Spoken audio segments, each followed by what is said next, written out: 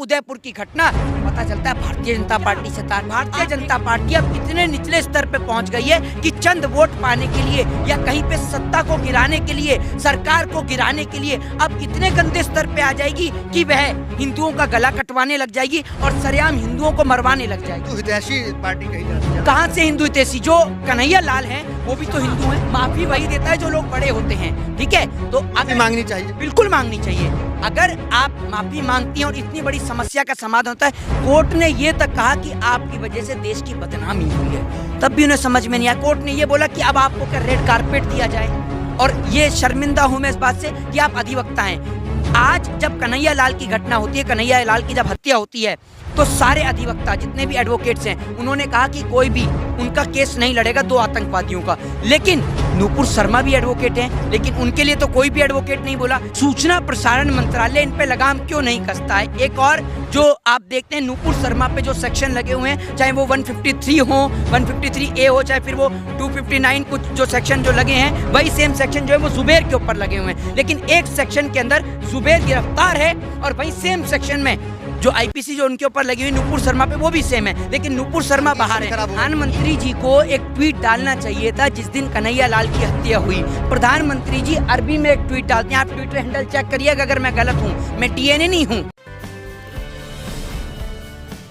नमस्कार, मैं दानिश संसार और आप देख रहे हैं पीआरबी। हमारे साथ बातचीत करने के लिए सोशल एक्टिविस्ट मोहित शर्मा काफ़ी लंबे समय बाद हमारे साथ बातचीत कर रहे हैं। इनसे बातचीत करेंगे जिस तरीके से सुप्रीम कोर्ट ने नूपुर शर्मा को काफ़ी फटकार लगाई है और कहा गया जो कुछ देश में हो रहा है पूरी जिम्मेदार जो है नूपुर शर्मा है। और यहाँ तक ही नहीं, जो उदयपुर में जो मामला हुआ है उसमें भी नूपुर शर्मा को ही फटकार लगाया कि पूरी नूपुर शर्मा ही जिम्मेदार है। और नया मामला सामने ये आया है कि वो जो दो युवक मुस्लिम है दाढ़ी टोपी में जो हत्या की है कन्हैया लाल की, वो उसका तार जो है भाजपा से भी जुड़ा हुआ। तमाम मामले पे बातचीत करेंगे मोहित शर्मा से, बड़ी बेबाकी से तमाम सवालों का जवाब देते हैं। मोहित, काफ़ी लंबे वक्त बाद आप आए हैं यहाँ पे, आपसे यही जानेंगे कि जिस तरीके से माहौल देश में बन रहा है, पहले खबर आती है कि दो मुस्लिम जो है वो हत्या करता है, नबी के नाम पे हत्या करता है, और नफ़रत जो है मुसलमानों के प्रति लोग नफ़रत पैदा करते हैं, और हिंदू संगठन है धमकियाँ देती हैं। एक वो संत हैं महाराज, वो धमकियाँ दे रहे हैं कि 100 करोड़ हिंदू एकजुट हो जाओ। इन तमाम मुद्दों के बीच में ये आता है कि वो बीजेपी कार्यकर्ता है, क्या कहेंगे? देखिए, सबसे पहली बात शुरू यहाँ से करूंगा कि भारतीय जनता पार्टी की राजनीति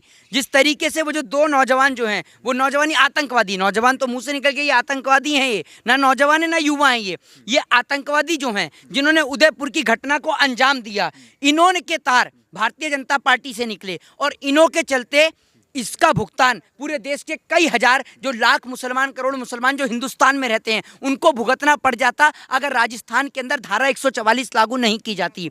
इस देश के अंदर तिलक और टोपी साथ चलते हैं, लेकिन कुछ लोग ऐसे इस धरती पे पैदा हो गए हैं, या कह लीजिए भारत हिंदुस्तान में पैदा हो गए हैं, जो हिंदुस्तान के टुकड़े चाहते हैं। वो हिंदुस्तान के टुकड़े चाहते हैं, वो चाहते हैं, उनके दिल को तकलीफ होती है, उनका रात की रोटी हजम नहीं होती है जब वो हिंदू मुसलमान को साथ बैठते देखते हैं, जब वो देखते हैं कि तिलक वाला भी यहीं बैठा है और टोपी वाला भी यहीं बैठा है, अगर ये दोनों साथ बैठे हैं तो हमें वोट कौन देगा। पहले नूपुर शर्मा के नाम पर ये देश जला। हर दिन जुम्मे की नमाज पर कहीं पे पत्थरबाजी हो रही है, कहीं पे कुछ हो रहा है, कहीं पे प्रोटेस्ट चल रहा है, कहीं कुछ चल रहा है, और उनमें कुछ उपद्रवी भी घुसकर पत्थरबाजी भी करते हैं।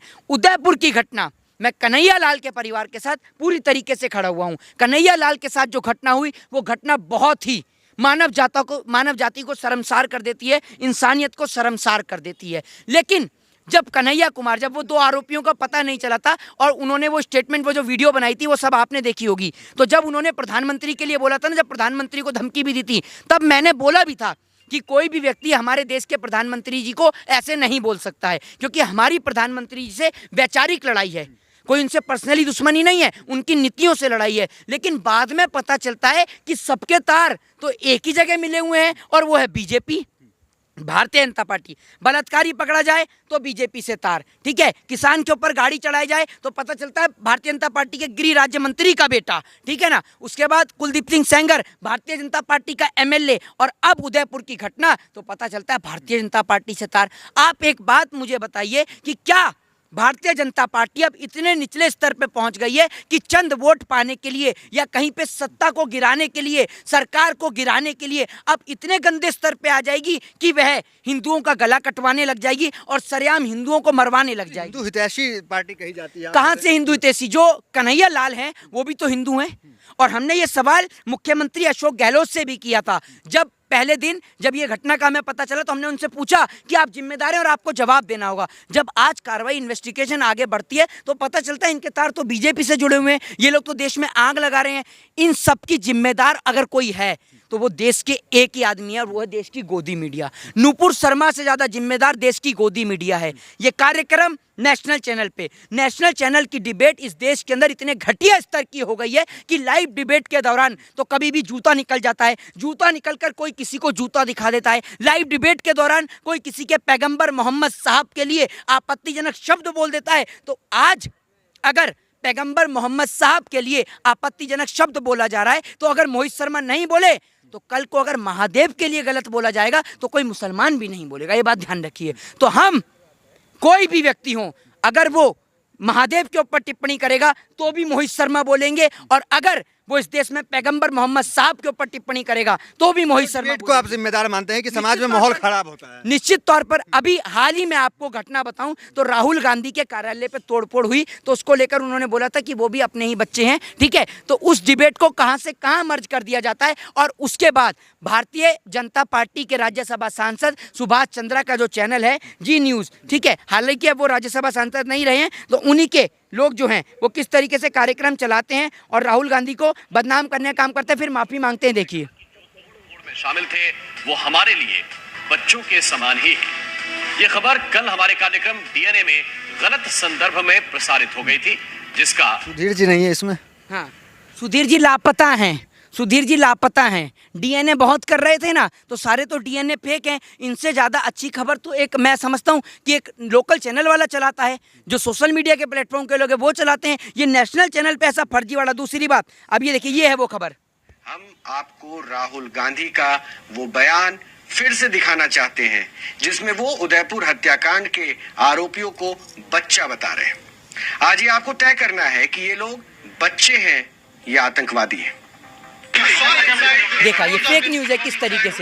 किस तरीके से एक विपक्ष के नेता की छवि को खराब किया जा रहा है। ये गोदी मीडिया का प्रोग्राम आप देख रहे हैं, ये नेशनल चैनल का कार्यक्रम सर ऐसा होता है, इस प्रकार का कार्यक्रम होता है कि 5 मिनट कार्यक्रम को देखो तो ऐसा लगेगा कि आतंकवादी आपके घर के बाहर दस्तक दे चुका है और जैसी गेट खोलेंगे तो आतंकवादी आपके घर के अंदर घुस जाएगा। ये नेशनल चैनल इस देश के अंदर पूरे देश का माहौल खराब करने का काम करता है। कश्मीर से कन्याकुमारी तक इस तिलक और टोपी को खराब करने का काम करता है, इनके संबंधों को तोड़ने का काम। कोर्ट ने फटकार लगाई, कहा कि माफी मांगे। क्या लगता है कि महज एक माफी मांगना फटकार लगाने से ठीक है मामला?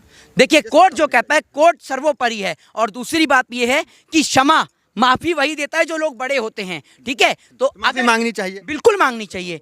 अगर आप माफी मांगती हैं और इतनी बड़ी समस्या का समाधान होता है। कोर्ट ने ये तक कहा कि आपकी वजह से देश की बदनामी हुई है, तब भी उन्हें समझ में नहीं आया। कोर्ट ने ये बोला कि अब आपको क्या रेड कारपेट दिया जाए। और ये शर्मिंदा हूं मैं इस बात से कि आप अधिवक्ता हैं। आज जब कन्हैया लाल की घटना होती है, कन्हैया लाल की जब हत्या होती है, तो सारे अधिवक्ता जितने भी एडवोकेट्स हैं उन्होंने कहा कि कोई भी उनका केस नहीं लड़ेगा 2 आतंकवादियों का। लेकिन नूपुर शर्मा भी एडवोकेट हैं, लेकिन उनके लिए तो कोई भी एडवोकेट नहीं बोला, क्योंकि इस देश में एडवोकेट सच का साथ देते हैं, वकील सच का साथ देते हैं। जो सत्य है उसके साथ खड़े होंगे। बार काउंसिल ऑफ दिल्ली हो चाहे फिर all India bar council of association हो, कोई भी हो, वो सिर्फ अगर साथ देता है तो सच का साथ देता है। और आज मुझे गर्व है कि हमारे, जो मैं जुडिशरी का स्टूडेंट हूँ, मैं लॉ का छात्र हूँ, और मुझे गर्व होता है कि हमारे देश के अंदर आज भी ऐसे जज हैं जो निष्पक्ष और निर्णयपूर्ण एक नतीजा देते हैं जिससे पूरा देश सहमत होता है। क्या कहा जाए, जिस तरीके से भाजपा के कार्यकर्ता निकल जाते हैं वहाँ पे, जिस तरह से खबरें चल रही हैं, तो क्या मुसलमानों की इमेज को बदनाम करने की साजिश कहीं कुछ?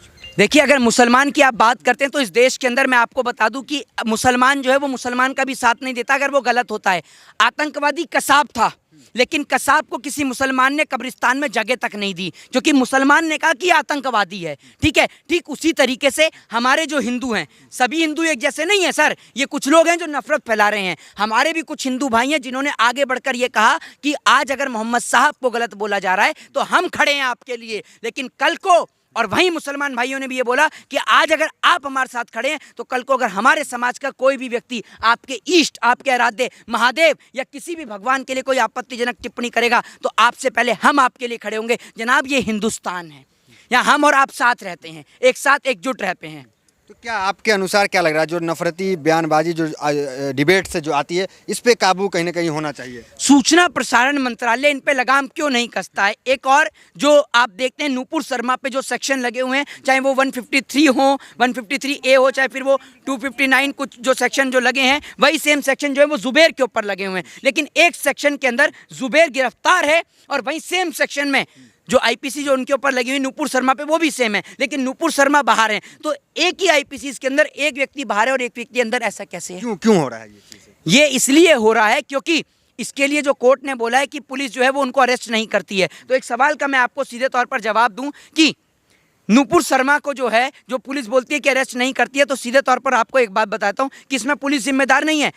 देश की राजधानी दिल्ली के अंदर पुलिस सेंटर गवर्नमेंट के अंडर है। पुलिस तो अपना काम करती है, 24 घंटे जनता की सेवा में तत्पर रहती है, लेकिन जब पुलिस के जवान अपनी जान पे खेलकर मुजरिम को पकड़ के लाते हैं तो किसी ना किसी नेताजी का फोन आ जाता है और वो बोलते हैं ये तो हमारा है, इसको आप छोड़ दीजिए। तो पुलिस तो सेंट्रल गवर्नमेंट के अधीन काम कर रही है, गृह मंत्रालय के अधीन। आप भूल गए वो दिन जब एक व्यक्ति प्रधानमंत्री मोदी जी के सामने ब्लैक कलर का चश्मा लगा के खड़ा हो जाता है, तो उसी टाइम पर आप देखते हैं वहां पर कि उसके साथ में क्या होता है, पता चलता है पूरे देश को। तो आप ये समझ लीजिए कि पुलिस जिम्मेदार नहीं है। पुलिस को तो ये लोग खरीदने का काम करते हैं, पुलिस को धमकाने का, उसको प्रेशराइज करने का काम। आप कह रहे हैं सीधा सीधा मोदी सरकार पर है। क्या कोई सरकार जो सत्ता में बैठी हुई है वो चाहेगी कि माहौल खराब हो देश का, देश में अफरा तफरी मचा रहे? इससे तो सरकार की छवि खराब हो। प्रधानमंत्री जी को एक ट्वीट डालना चाहिए था जिस दिन कन्हैया लाल की हत्या हुई। प्रधानमंत्री जी अरबी में एक ट्वीट डालते हैं, आप ट्विटर हैंडल चेक करिएगा अगर मैं गलत हूं। मैं डीएनए नहीं हूं,